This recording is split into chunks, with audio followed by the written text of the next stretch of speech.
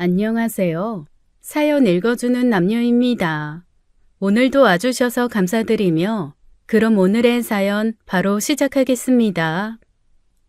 집 대문 앞에 낯선 남자가 서 있었습니다. 덩치가 산만했어요. 저를 보자마자 우악스러운 손으로 제 팔을 붙잡더라고요.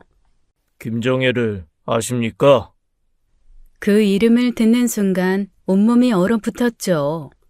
김정혜. 김정혜는 제 어머니였습니다. 20년 전 저를 버리고 바람나서 도망간 어머니요. 누구세요? 그 남자는 제 물음에는 대답은 없었어요. 그저 제 얼굴만 뚫어지게 바라볼 뿐이었습니다.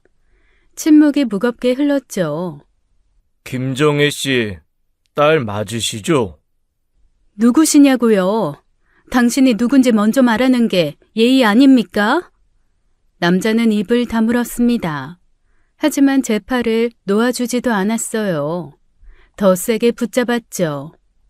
아파요. 이 손 놓으세요. 경찰 부릅니다.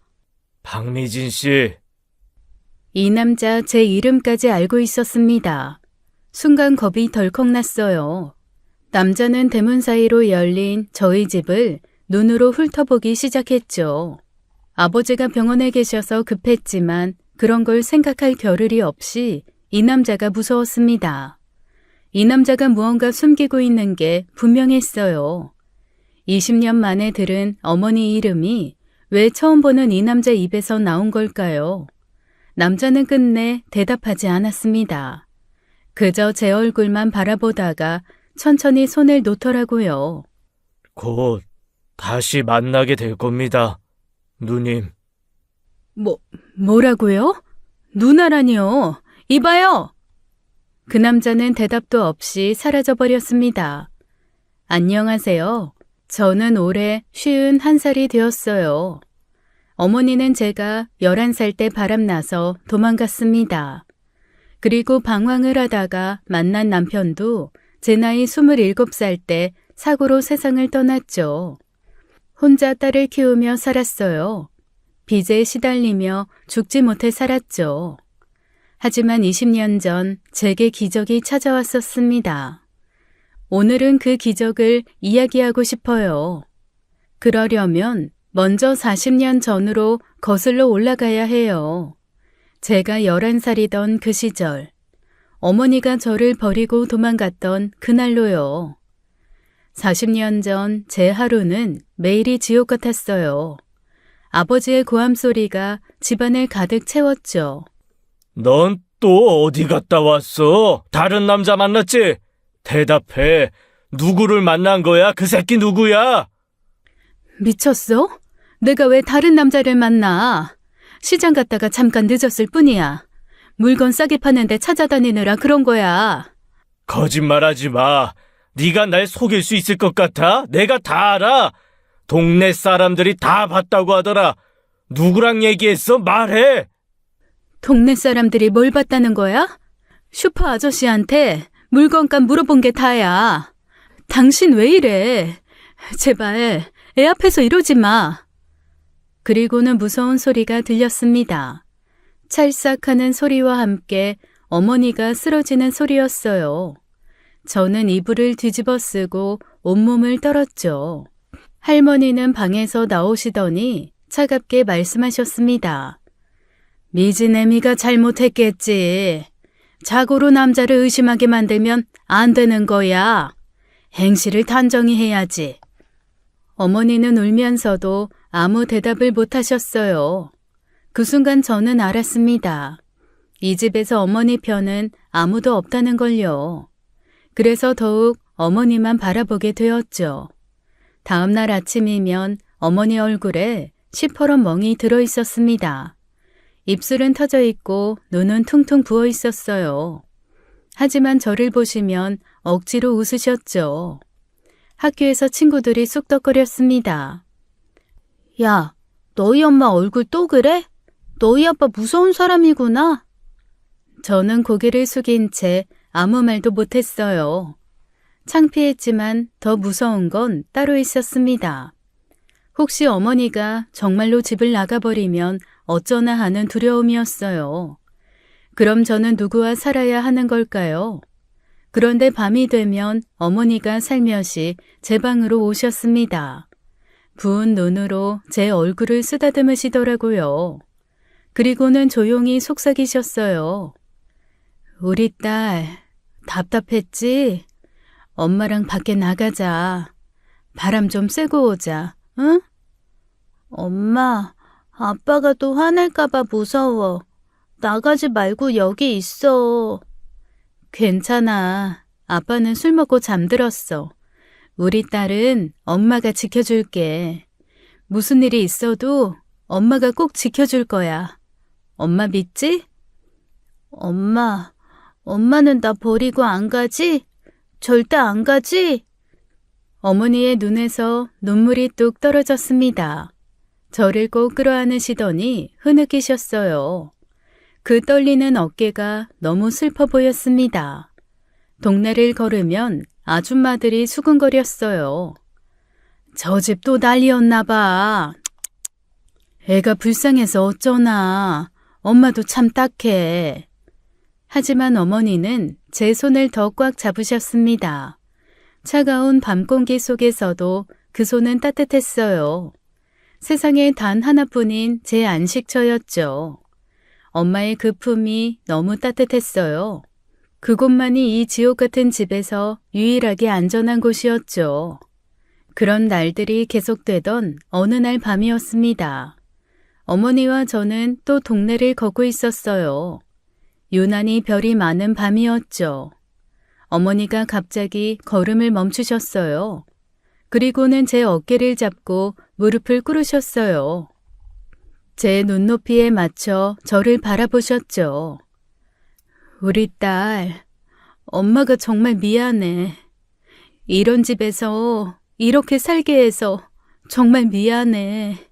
엄마가 못나서 우리 딸이 고생이야. 엄마 왜 그래? 엄마 잘못 없어. 아빠가 나쁜 거야. 어머니의 눈에서 눈물이 주르륵 흘렀습니다. 달빛에 반짝이는 눈물이었어요. 한 번도 이렇게 우시는 걸 본 적이 없었죠. 엄마는 우리 미진이랑 둘이서만 살고 싶다. 우리 둘이서만 행복하게. 아빠 없이, 할머니 없이. 그냥 우리 둘만. 그럼 얼마나 좋을까? 나도 엄마랑 둘이 살고 싶어. 우리 그냥 도망가자. 조금만 기다려. 엄마가 꼭 방법을 찾을게. 우리 딸 데리고 꼭 나갈게. 약속할게. 조금만 참아줄 수 있지? 응. 엄마랑 같이라면 난 참을 수 있어. 빨리 둘이 살자. 어머니는 저를 꽉 끌어안았습니다. 떨리는 팔로 제 머리를 쓰다듬으셨어요. 마치 작별 인사라도 하는 것처럼요. 사랑해 우리 딸. 엄마가 세상에서 제일 사랑해. 무슨 일이 있어도 엄마는 너 사랑한다는 거 잊지 마. 절대로. 그게 마지막이었습니다. 다음 날 아침 어머니는 사라지셨어요. 흔적도 없이 사라지셨죠. 저는 온 집안을 뒤졌습니다. 엄마 어딨어? 하지만 어머니는 없었어요. 아버지가 거실에서 담배를 피우고 있었습니다. 차갑게 저를 보더니 한마디 던지셨어요. 네 엄마 다른 남자랑 도망갔다. 너도 버리고 갔어. 이제 없어. 다시는 안 돌아와. 거짓말. 엄마가 나 버릴 리 없어. 어디 있는지 말해. 엄마 어디 갔어? 큰 소리 치지 마. 내 말 사실이야. 옆집 아줌마가 새벽에 봤대. 큰 가방을 들고 어떤 남자 차 타고 가더라고. 그때 옆집 아줌마가 들어오셨습니다. 눈도 못 마주치시더라고요. 고개만 끄덕이셨어요. 맞아. 새벽 4시쯤이었나? 검은 차가 와 있었어. 너희 엄마가 가방 들고 타더라. 미안하다 미진아. 저는 그 자리에 주저앉았습니다. 엄마가 절 버렸다니요. 어젯밤 그렇게 사랑한다고 말했는데요. 이제 엄마 생각하지 마. 널 버린 여자야. 다른 남자랑 행복하게 살겠다고 너까지 버린 나쁜 여자야. 잊어버려. 그 말이 가슴에 칼처럼 박혔습니다. 믿을 수 없었지만 어머니는 정말 돌아오지 않았어요. 하루 이틀, 한 달이 지나도 돌아오지 않았죠. 제 기다림은 점점 분노로 바뀌었습니다. 어머니가 사라진 지 2달이 지났을 때였어요. 아버지가 저녁 먹으면서 폭탄 같은 말을 했어요. 담담한 목소리였죠. 네 엄마 소식 들었다. 부산에서 새 가정 꾸리고 있대. 아들까지 낳았다더라. 도망가기 전에 벌써 임신하고 있었나 봐. 그래서 도망간 거겠지. 거짓말이야. 엄마가 그럴 리 없어. 믿기 싫겠지만 사실이야. 아빠 아는 사람이 부산에서 봤대. 배 나온 채로 어떤 남자랑 팔짱 끼고 다니더라고. 행복해 보였다고 하더라. 그러니 이제 엄마는 잊어. 그 말이 제 가슴을 찢어놓았습니다. 11살 어린 마음은 그 충격을 감당할 수 없었어요. 엄마가 정말로 날 버린 걸까요? 학교 생활도 엉망이 되기 시작했습니다. 수업 시간에 멍하니 앉아만 있었어요. 친구들이 놀려대기 시작했죠. 야, 너희 엄마 바람나서 도망갔다며? 우리 엄마가 그러던데?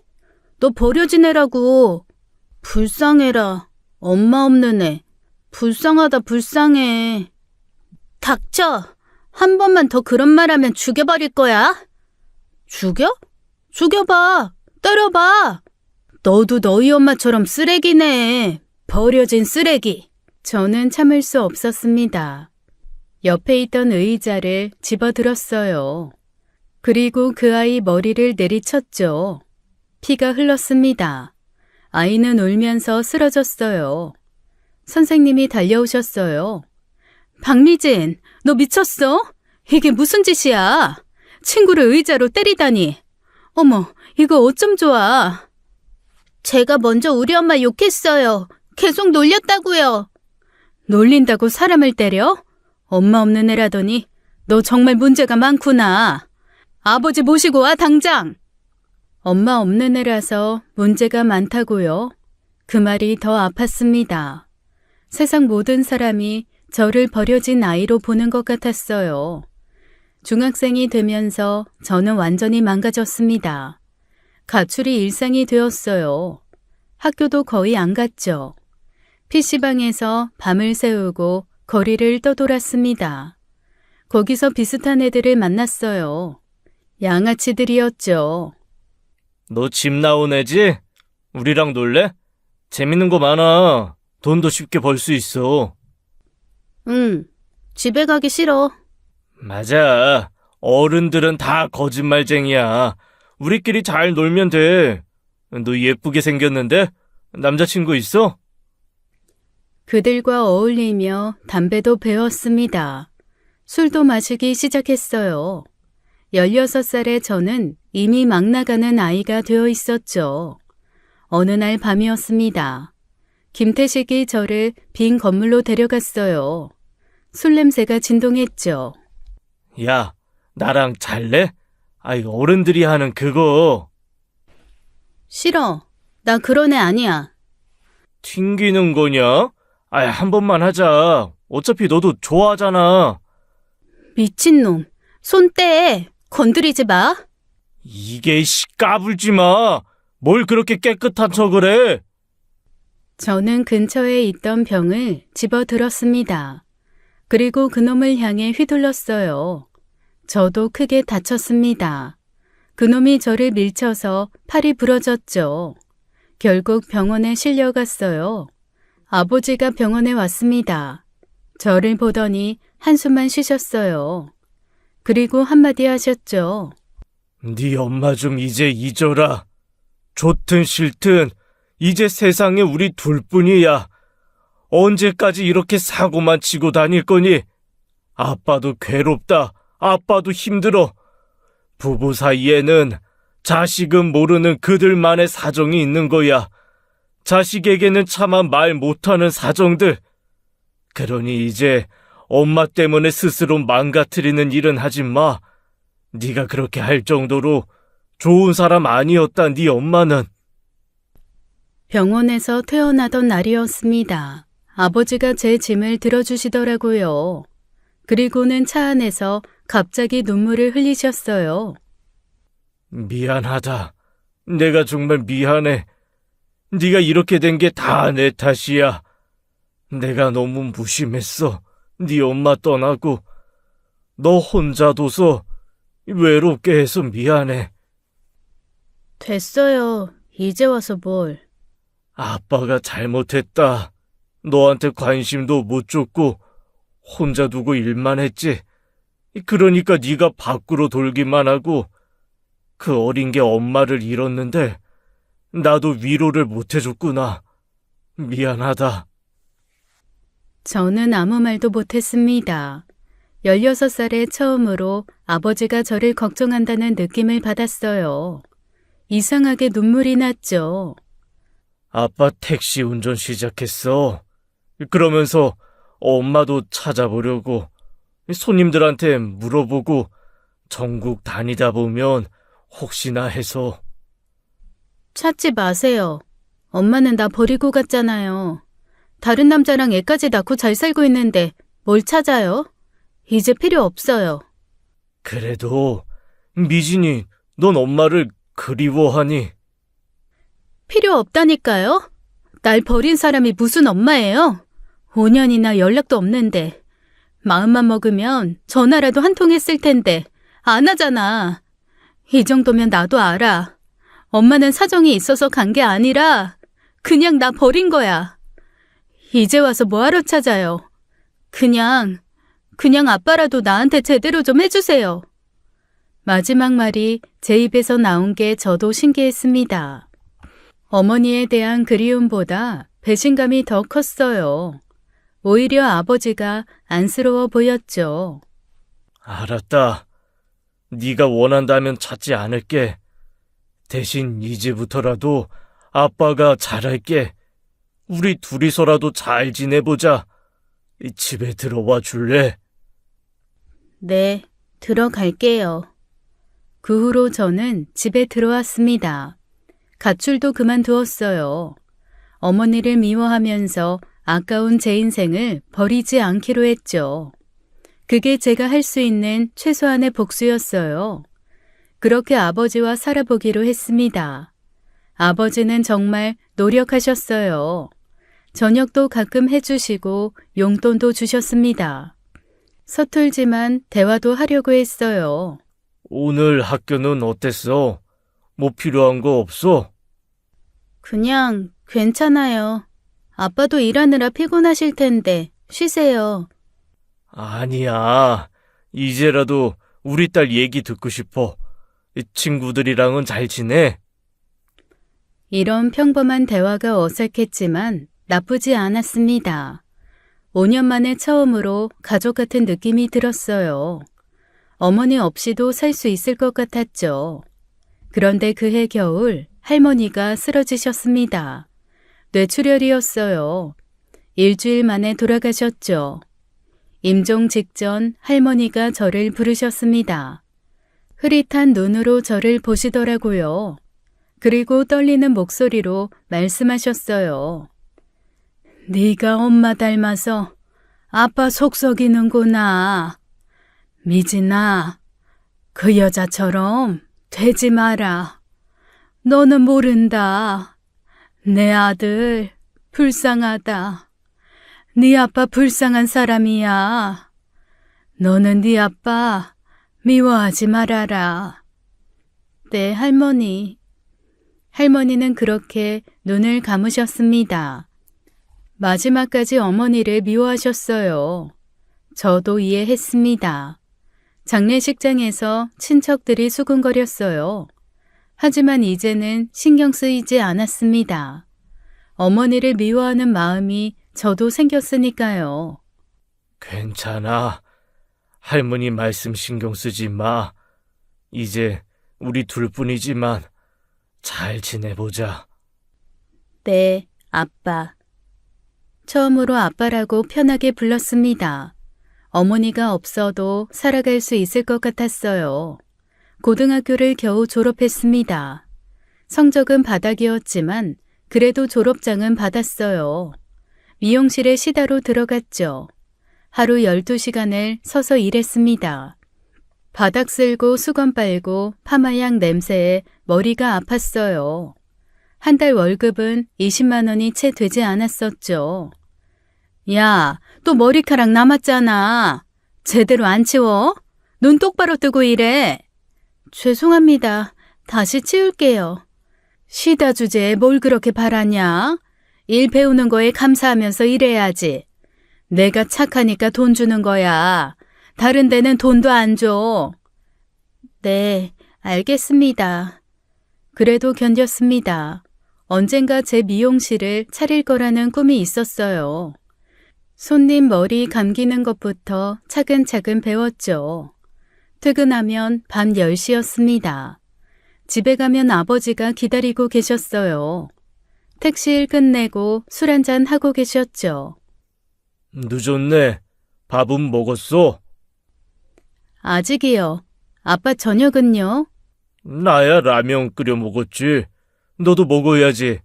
김치라도 볶아줄까? 제가 할게요. 아빠는 쉬세요. 매일 그렇게 밥 차려드리고 빨래하고 청소했어요. 피곤해 죽을 것 같았지만 이게 제 삶이라고 생각했습니다. 어머니 없이도 잘 살고 있다고 스스로 다독였죠. 그러던 어느 날이었어요. 같은 건물 2층 중국집에서 일하는 남자를 만났습니다. 배달하고 돌아오다가 계단에서 마주쳤죠. 매일 늦게까지 일하시네요. 미용실이죠? 고생 많으세요. 네, 배달도 힘드실 텐데. 아, 이거요? 익숙해져서 괜찮아요. 근데 저녁은 드셨어요? 우리 가게 탕수육 남은 거 있는데. 그 남자는 이준호라고 했습니다. 착하고 성실한 사람이었죠. 매일 퇴근 시간에 맞춰 저를 기다려주기 시작했어요. 짬뽕이나 짜장면을 싸와서 건네주곤 했죠. 어느새 제 마음이 열렸습니다. 미진 씨, 이번 일요일에 시간 있어요? 영화나 볼까 했는데. 일요일이요? 네, 시간 있어요. 정말요? 그럼 낮에 만나요. 밥도 제가 살게요. 처음으로 누군가 저를 아껴주는 느낌이었어요. 어머니가 떠난 후 처음 느끼는 따뜻함이었습니다. 이 사람이라면 믿어도 될 것 같았죠. 미진 씨는 꿈이 뭐예요? 저요? 나중에 작은 미용실 하나 차리고 싶어요. 아주 작아도 좋으니까 제 가게요. 좋네요. 저도 돈 모아서 작은 분식집 할 거예요. 우리 둘 다 꿈 이루면 좋겠다. 그때 축하해줘요. 네, 꼭 축하해 줄게요. 미진 씨, 우리 행복하게 살아요. 앞으로는 좋은 일만 있을 거예요. 별거 아닌 그 말에 눈물이 났습니다. 누군가 제 편이 되어준다는 게 이렇게 좋은 건지 몰랐어요. 새로운 희망이 생겼죠. 준호와 연애한 지 2년이 되었습니다. 우리는 악착같이 돈을 모았어요. 데이트 한번 제대로 못하면서도 통장 잔고 늘어나는 게 행복했죠. 미진아, 우리 드디어 3천만 원 모았어. 작은 전셋집이라도 구할 수 있겠다. 나 진짜 결혼하고 싶어. 더 이상은 못 기다리겠어.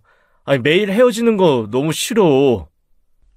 우리가 정말 결혼할 수 있을까? 난 아무것도 가진 게 없는데.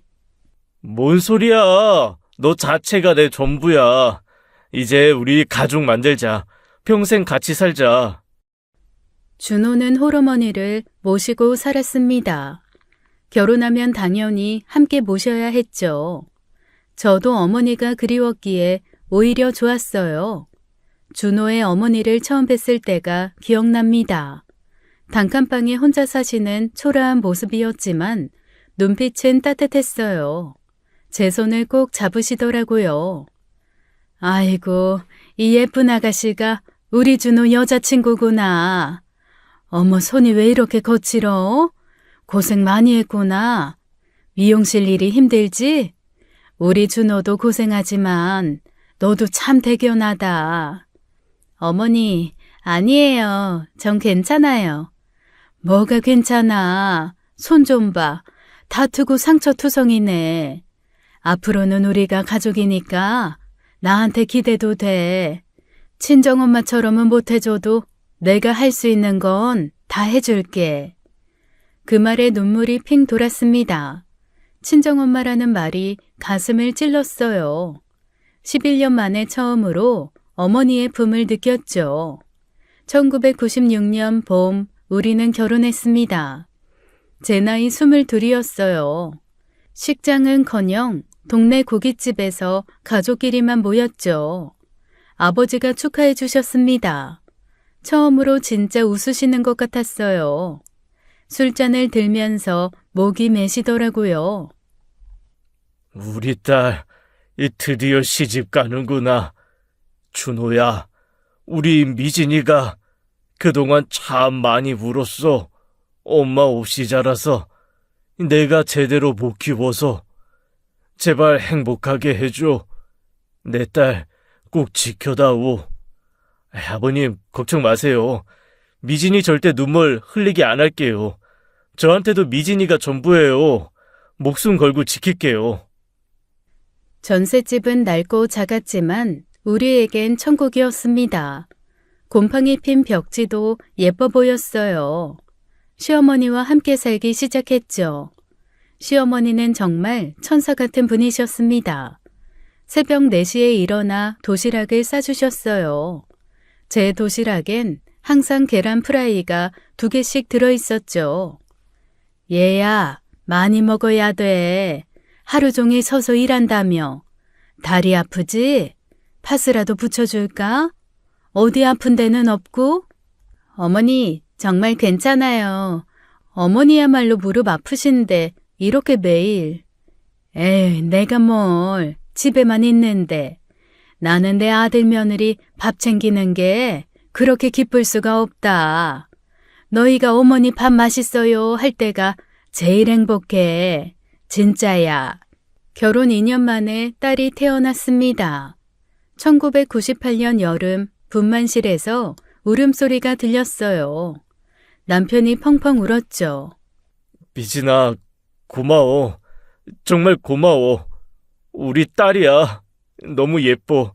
꼭 천사 같아. 내가 정말 잘할게. 좋은 아빠 될게. 울지 마. 나도 울잖아. 우리 딸 서연이야. 예쁘지? 아이고 세상에 이렇게 예쁜 애를 낳았네. 우리 강아지 할미가 널 어떻게 키우나. 금이야 오기야 키워줄게. 시어머니 덕분에 저는 일을 계속할 수 있었습니다. 미용실 조수가 되어 월급도 40만 원으로 올랐어요. 남편은 더 많이 벌겠다며 퀵 서비스를 시작했죠. 위험한 건 알지만, 돈 더 벌어야 하잖아. 서연이 좋은 유치원도 보내고, 엄마 병원비도 있고. 조금만 더 고생하자. 나 진짜 조심할게. 조심해야 돼. 무조건 조심해. 우리한테 당신밖에 없잖아. 하지만 행복은 3년밖에 못 갔습니다. 시어머니가 갑자기 쓰러지셨어요. 병원에서도 손 쓸 수 없다고 했죠. 미진아, 미안해. 더 오래 서연이 봐주고 싶었는데. 준호, 우리 준호 잘 부탁해. 성질 급한 거 알지? 참아주고 사랑해줘. 그렇게 시어머니는 떠나셨습니다. 저를 친딸처럼 아껴주신 유일한 어머니였어요. 또다시 어머니를 잃은 기분이었죠. 시어머니가 돌아가신 후 남편은 더 열심히 일했습니다. 퀵서비스로 하루 12시간씩 달렸어요. 서연이와 저를 위해서라면서요. 2001년 7월 장마철이었습니다. 비가 억수같이 쏟아지던 날이었어요. 남편에게서 전화가 왔죠. 미진아, 오늘 비 와서 일 많아. 늦게 들어갈 것 같아. 서연이 재워놓고 먼저 자. 조심해서 갈게. 비 너무 많이 오는데 오늘은 그만하고 들어와. 위험해. 괜찮아. 이런 날 돈 더 벌어야지. 서연이 학원비도 있고. 아이, 걱정 마. 사랑해. 그게 마지막 통화였습니다. 2시간 후 병원에서 연락이 왔어요. 남편이 사고를 당했다고요. 빗길에 미끄러진 승용차와 정면 충돌했습니다.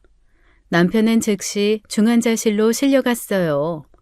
온몸이 부서진 상태였죠. 비가 너무 많이 와서 미끄러졌어요. 그리고 오토바이가 너무 빨리 달렸어요. 저만 잘못한 게 아니에요. 무슨 소리예요? 우리 남편 살려내요. 지금 당장!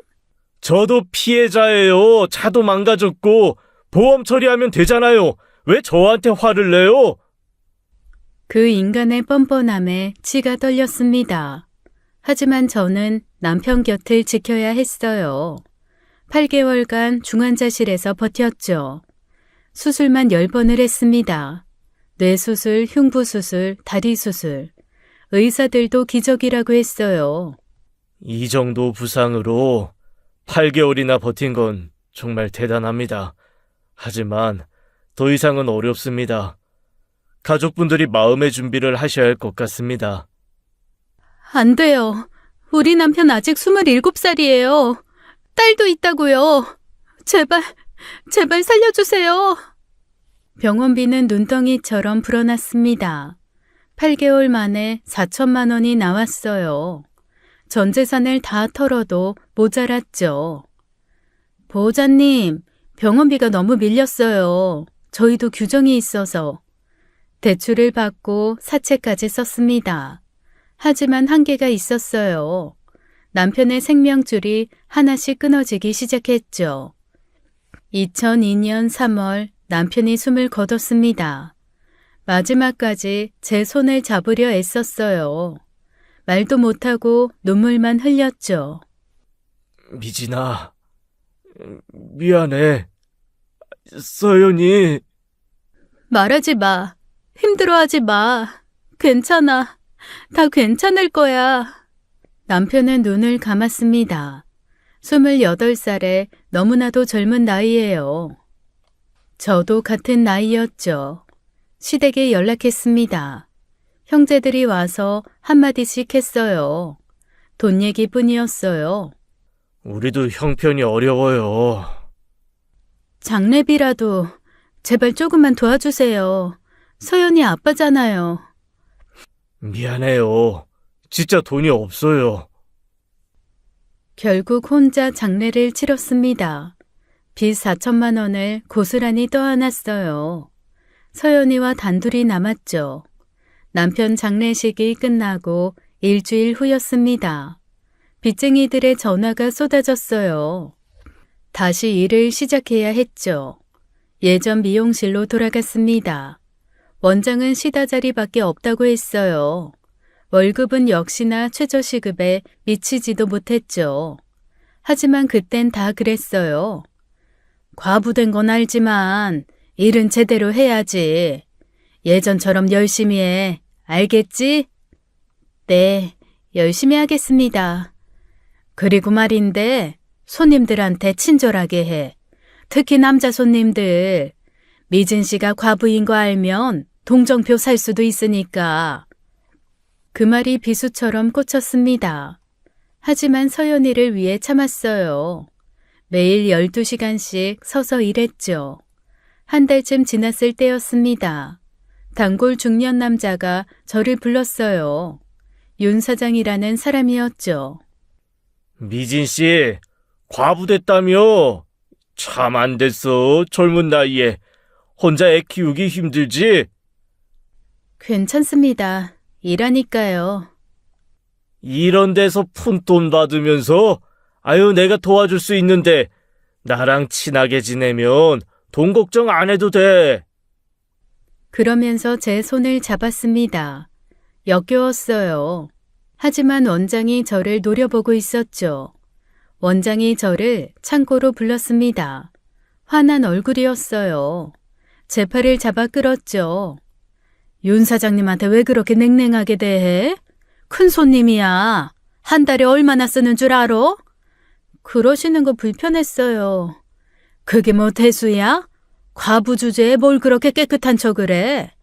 손님 놓치면 네가 책임질 거야? 너 윤 사장님 놓치면 네 월급에서 깎을 거야. 그래도 이건 아니잖아요. 뭐가 아니야? 그리고 내가 충고 하나 할까? 차라리 윤 사장 첩으로 들어가. 그게 지금보다 100배는 편하게 살 거야. 미진 씨의 학원비는 어떻게 낼 건데? 빚은 현실을 좀 봐. 깨끗한 척 그만하고. 미쳤어요? 내가 왜 그런 짓을 해요? 그런 짓? 네가 뭔데 그런 말을 해? 과부가 남자 만나는 게 그런 짓이야? 돈 없으면서 자존심만 세네. 여기서 계속 일하고 싶으면 윤 사장한테 잘해. 원장이 저를 다시 홀로 밀어 넣었습니다. 윤 사장이 기다리고 있었어요. 비열한 웃음을 짓고 있었죠. 강 사장이 뭐라고 했어? 아니 내가 강 사장 혼내줄까? 아유 난 나쁜 사람 아니야. 그냥 외로운 사람이지. 미진 씨도 좋고 나도 좋은 거 그걸 생각해봐. 그러면서 제 엉덩이를 만졌습니다. 역겨운 손이었어요. 그 순간 머리가 하얘졌죠. 순간 머리가 완전히 돌아버렸습니다. 그만둘게요. 뭐? 야 박미진, 너 지금 뭐 하는 거야? 저는 가위를 집어들었습니다.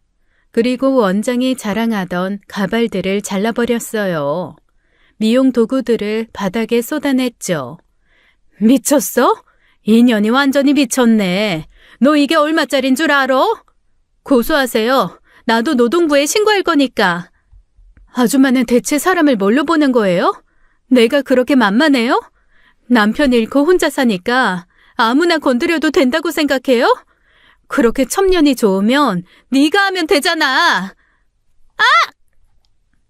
그날로 미용실을 나왔습니다. 10년간 꿈꿔온 미용사의 길이었어요. 하지만 완전히 포기했죠. 다음 날부터 닥치는 대로 일을 찾았습니다. 공장에서 부품 조립도 했어요. 식당에서 설거지도 했죠. 마트 계산원, 청소부, 전단지 돌리기. 돈이 되는 일은 다 했습니다. 새벽부터 밤까지 일했어요. 서연이는 어린이집에 맡겼습니다. 퇴근하면 밤 10시, 11시였어요. 서연이는 항상 잠들어 있었죠. 미안해 서연아. 엄마가 더 잘해줄게.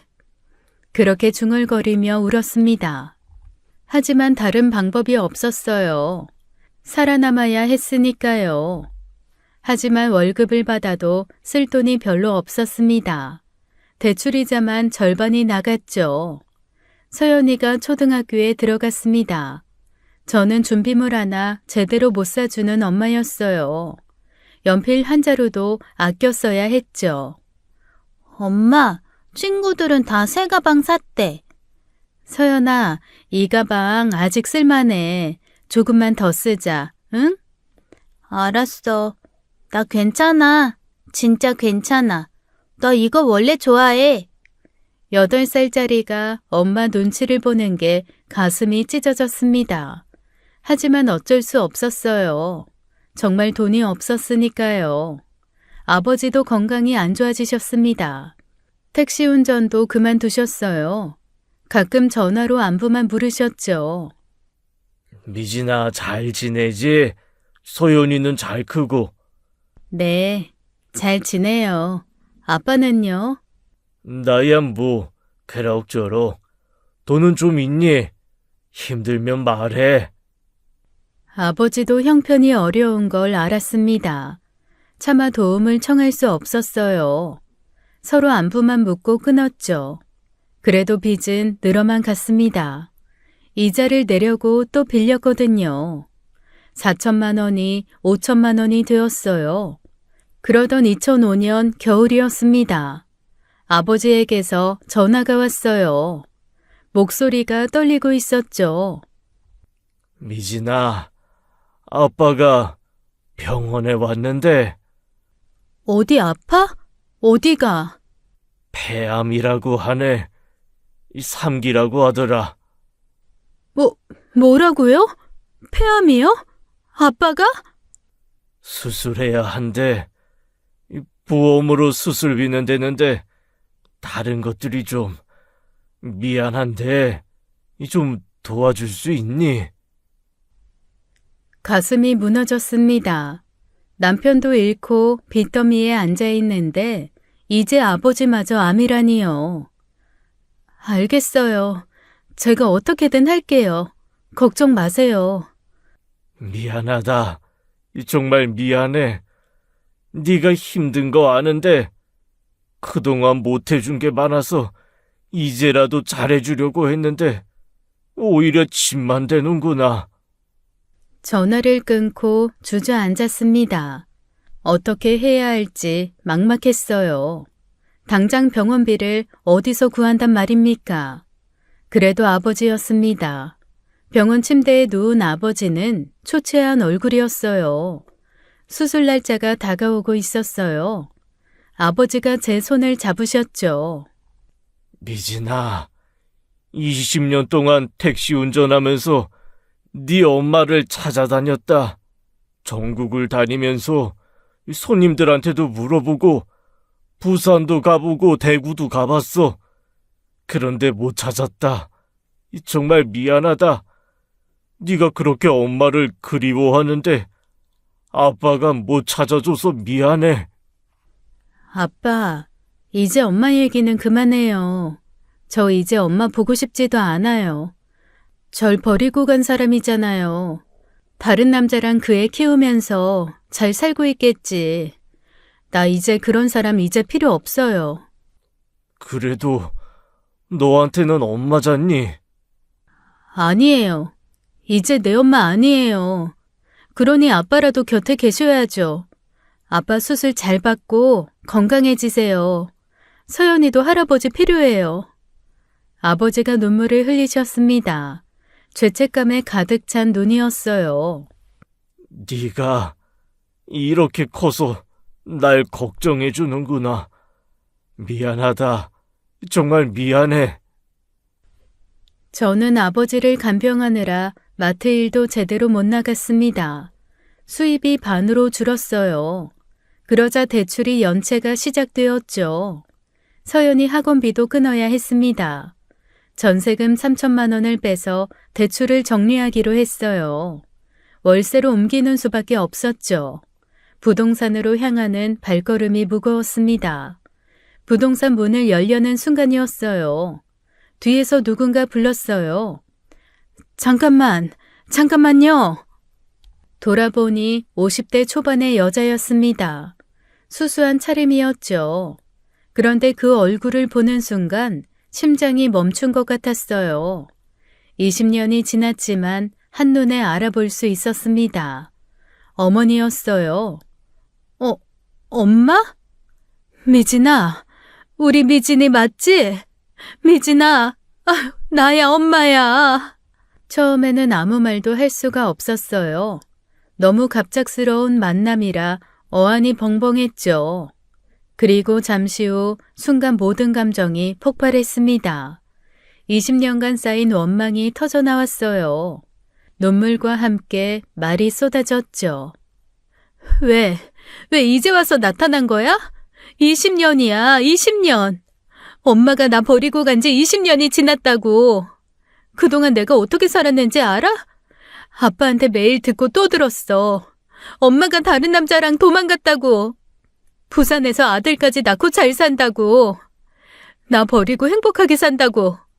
그럼 그냥 그렇게 혼자 행복하게 살지. 왜 내 앞에 나타나? 우연히 마주쳤어도 그냥 모른 척하고 갔어야지. 미진아, 그게 아니야. 엄마 말 좀 들어봐. 듣기 싫어. 이제 와서 무슨 말을 하려고? 나 아무 말도 듣기 싫어. 그냥 지금처럼 살아. 왜 찾아왔어? 왜? 어머니의 눈에서 눈물이 흘렀습니다. 하지만 저는 멈출 수가 없었어요. 나 엄마 보고 싶지 않아. 진짜 싫어. 엄마 20년 동안 한 번도 연락 없었잖아. 살았는지 죽었는지도 아무 연락 없다가 갑자기 왜 이래? 그냥 가. 그냥 스쳐 지나가는 사람인 것처럼. 제발 그냥 가버려. 오열하며 돌아서려 했습니다. 그때 어머니가 제 팔을 붙잡았어요. 떨리는 손이었죠. 제발 잠깐만 얘기 좀 하자. 10분만, 아니 5분만 시간을 줘. 나도 미진이 네가 보고 싶었어. 그런데 볼 수가 없었어.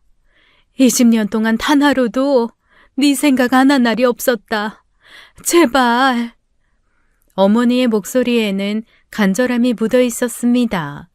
20년 만에 듣는 그 목소리가 낯설면서도 그리웠어요. 저도 모르게 발걸음이 멈췄죠. 어머니는 저를 근처 카페로 데려가셨습니다. 구석진 자리에 앉으셨어요. 떨리는 손으로 물을 한 모금 마시더군요. 그리고 천천히 입을 여셨습니다. 미진아, 내가 지금부터 하는 말이 믿기지 않겠지만 전부 사실이야. 20년 전 그날 새벽 난 네 아빠한테 끌려갔어. 차에서 낯선 남자가 타고 있었고 아빠가 날 그 남자한테 팔았다. 뭐? 팔았다고? 무슨 말이야 그게? 500만 원. 네 아빠가 500만 원 받고 날 외딴 섬 호라비한테 팔았어. 그 남자 50살이 넘은 사람이었는데 첫 번째 부인이 죽고 혼자 살던 사람이었어. 자식도 없이. 그 사람은 날 강제로 그 섬으로 끌고 갔고 그날부터 엄마는 그 남자의 아내가 되어야 했어. 믿을 수 없었습니다. 아버지가 어머니를 팔았다니요. 그런 일이 어떻게 가능한 거죠? 섬에는 그 남자 어머니가 있었어. 그 할머니가 날 감시했지. 배는 일주일에 한 번만 들어오는 곳이었고 도망갈 수도 없었어. 그 뱃사람도 다 친인척으로 한패들이니까 전화도 없고 편지도 보낼 수 없었고 엄마는 그렇게 완전히 갇혀 있었던 거야. 그럼 엄마가 다른 남자랑 도망갔다는 건 전부 거짓말이야. 네 아빠가 꾸며낸 거짓말이었어. 난 20년 동안 그 섬에서 그 남자한테서 세 아들을 낳고 살았어. 첫째, 둘째, 셋째.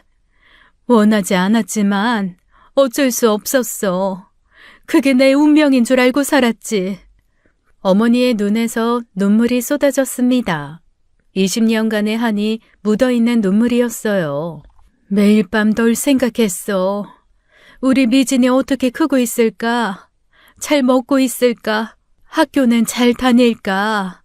미치도록 보고 싶었어. 하지만 갇혀 있었어. 그 지옥 같은 섬에. 엄마, 그럼 어떻게 나왔어? 도망쳤어? 그런데 작년에 기적이 일어났어. 시어머니가 먼저 돌아가시고 2달 후에 그 남자도 심장마비로 죽었거든. 그리고 새 아들이, 그 아이들이 나를 부르더라. 어머니가 가방에서 사진을 꺼냈습니다. 3명의 젊은 남자 사진이었어요. 큰아들이 다 알고 있다고 했어. 내가 강제로 온 거. 자기 아빠가 돈 주고 날 데려온 거 전부 알고 있었대. 그래서 이제 자유롭게 살라고 자기들이 도와주겠다고 했어. 저는 사진을 보다가 깜짝 놀랐습니다. 큰아들이 며칠 전 저를 찾아왔던 그 남자였어요. 이 사람 며칠 전에 우리 집에 왔었어. 엄마 이름 물어봤어. 대성이가 먼저 너를 찾아서 내 말을 확인한 거야. 내가 진짜 널 찾는 건지 아니면 그저 섬에서 도망치려고 거짓말한 건지. 그 아이들이 유산을 정리해서 나한테 줬다. 미안하다고. 그리고 육지로 나가라고 했어. 엄마 딸 찾아서 딸이랑 행복하게 살라고. 자기들은 괜찮다고. 어머니가 제 손을 잡았습니다. 거칠고 상처투성이인 손이었어요. 미진아, 엄마가 너 버린 거 아니야. 절대 아니야. 단 하루도, 단 한 시간도 너 잊은 적이 없어. 이제야 널 찾았어. 미안해. 정말 미안해. 저는 아무 말도 할 수 없었습니다. 20년간 믿었던 모든 것이 거짓이었다니요. 아버지가 어머니를 팔았다니요. 아버지가 제게 끔찍한 거짓말을 한 거였어요. 엄마와 헤어져 살아야 했던 이 아까운 세월을 어떻게 보상을 받나요? 가슴이 찢어지는 것 같았습니다. 저는 카페를 뛰쳐나왔어요. 병원으로 달려갔어요. 병실 문을 벌컥 열고 들어갔습니다. 아버지가 침대에 누워 계셨어요. 저를 보더니 미소를 지으려 하셨죠.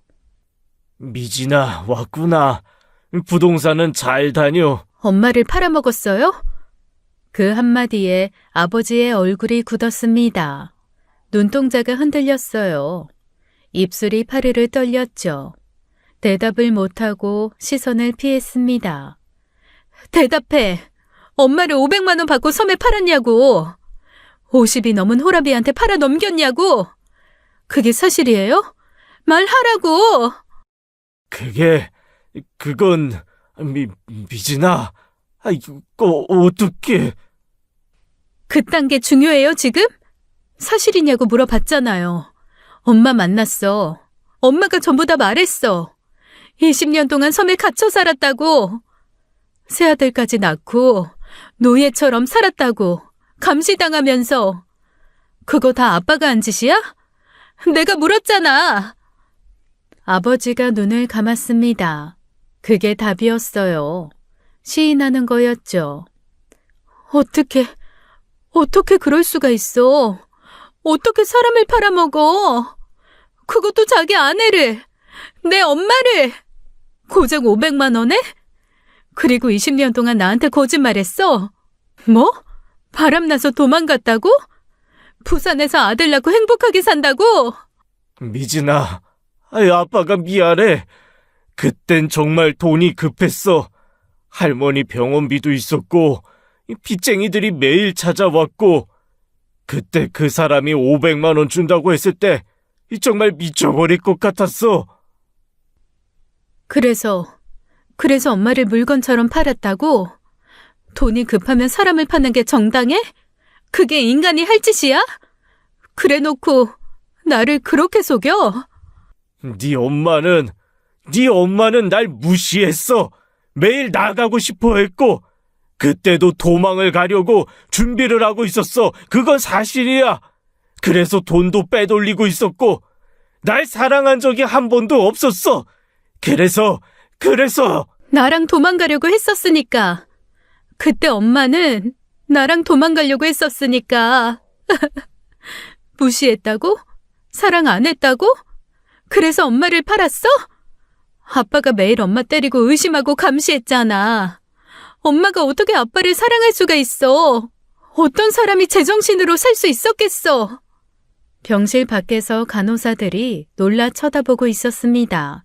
하지만 저는 멈출 수가 없었어요. 20년간의 배신감이 폭발했죠. 내가 엄마 때문에 얼마나 힘들었는 줄 알아? 난 매일을 죽고 싶어 했어. 그런데 다 아빠 때문이었어. 아빠도 힘들었어. 너 하나라도 곁에 있어야 했어. 네가 없었으면 아빠도 진짜 죽었을 거야. 그래서 너라도 붙잡아두고 싶어서. 미진아, 아빠 용서해라.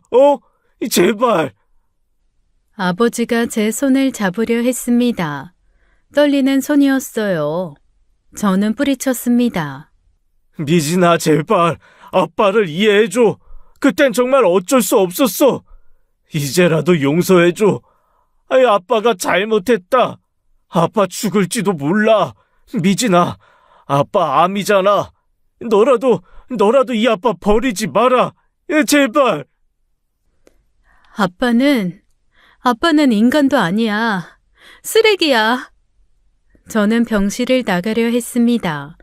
아버지가 침대에서 일어나려 했어요. 하지만 힘이 없어 쓰러졌죠. 바닥에 무릎 꿇은 채 울부짖었습니다. 미진아, 제발 아빠를 버리지 마. 이제 아빠는 너밖에 없어. 죽어가는 아빠를 제발 혼자 두지 마라. 무서워. 아빠는 죽는 게 무서워. 제발. 엄마도 20년 동안 그렇게 무서웠어. 갇혀서 혼자서. 이제 아빠도 혼자 지옥에서 살아. 혼자 쓸쓸하게 죽어가는 거야. 엄마가 겪은 고통에 10,000분의 1이라도 느껴보라고. 다시는 내 앞에 나타나지 마. 그냥 혼자 그렇게 죽어버려. 뒤에서 아버지가 울부짖었어요. 처절한 울음소리였죠. 하지만 돌아보지 않았습니다. 20년의 거짓말에 대한 대가였어요. 엄마와 나를 파괴한 대가였죠. 이제 아버지는 제 아버지가 아니었습니다. 영원히 용서할 수 없는 사람이었어요. 병원을 나온 저는 어머니가 기다리는 카페로 돌아갔습니다. 어머니는 초조하게 앉아 계셨어요. 제 얼굴을 보시더니 모든 걸 아신 것 같았죠. 아무 말 없이 저를 안아주셨습니다. 미진아, 우리 딸, 이제 엄마가 있어. 20년 못 해준 거 이제라도 다 해줄게. 너랑 서연이랑 우리 같이 살자. 엄마, 정말 엄마 맞아? 꿈 아니지? 다시 사라지는 거 아니지? 절대 아니야. 다시는 떠나지 않아. 죽어도 너 곁에 있을 거야. 다음 날부터 어머니는 행동에 나섰습니다. 저를 데리고 부동산으로 가셨어요. 제가 놀랄 만큼 큰 돈을 가지고 계셨죠. 섬에서 받은 재산이야. 그 아이들이 준 거야. 이제 이 돈으로 우리가 새 출발하는 거야. 좋은 집 사자. 너 이름으로. 엄마, 이건 너무 큰 돈이야. 나한테 이렇게까지. 20년 동안 못 해준 게 얼마나 많은데. 이것도 부족해. 우리 딸이 이제 고생 끝이야. 엄마가 다 지켜줄게. 깨끗한 아파트를 계약했습니다. 32평짜리 새 아파트였어요. 제 이름으로 된 집이었죠. 이사하는 날 서연이가 신나서 뛰어다녔습니다. 엄마, 우리 집이 이렇게 커? 내 방도 있어? 할머니도 같이 살아? 이제 할머니랑 엄마랑 서연이랑 셋이 살 거야. 우리 서연이 할머니가 맛있는 거 많이 해줄게. 이제 우리 서연이는 공주님처럼 살 거야. 그런데 이사 당일 오후였습니다. 짐을 빼는데 원래 살던 집 현관 앞에 휠체어를 탄 아버지가 와 있었어요. 병원에서 무리하고 나오신 것 같았죠. 초췌한 얼굴로 저를 바라보셨습니다. 미진아, 제발 한 번만 용서해줘. 아빠가 정말 잘못했어. 죽기 전에 너한테 용서받고 싶다. 왜 여기까지 왔어요? 다시는 안 만난다고 했잖아요. 그때 어머니가 나오셨습니다. 20년 만에 마주한 두 사람이었어요. 어머니의 눈빛이 차가웠죠. 당신이 날 팔아먹고도 여기 올 염치가 있어? 20년 동안 내가 어떻게 살았는지 알아? 매일 밤 울면서 죽고 싶었어. 미진이 생각에 미쳐버릴 것 같았다고. 정말 미안해. 그땐 내가 미쳤었어. 미쳤다고? 돈 때문에 사람을 판 게 미친 거야? 아니야. 당신은 처음부터 악마였어. 내 인생 망치고 미진이 인생도 망쳤어. 어머니는 아버지에게 다가가 뺨을 쳐버렸습니다. 그리고 발로 찼죠. 아버지 휠체어가 옆으로 쓰러졌고 아버지는 바닥에 뒹굴었어요. 아버지는 울면서 바닥을 기었습니다. 어머니가 경비실로 전화했어요. 경비원들이 올라왔어요. 이 사람 좀 내보내주세요. 다시 오면 경찰 부를 거예요. 제발 미진아, 아빠를 용서해. 이 죽어가는 아빠를. 아빠한테 속은 그 세월이 나는 원통해. 죽을 만큼 화가 난다고. 그만 찾아와. 그냥 어디에서 조용히 죽어. 경비원들이 아버지를 데리고 갔습니다. 휠체어 소리가 멀어졌어요. 어머니가 제 어깨를 잡으셨죠. 미진아, 저 사람은 잊어. 우리한테 그런 사람은 없어. 이제 우리 셋이 가족이야.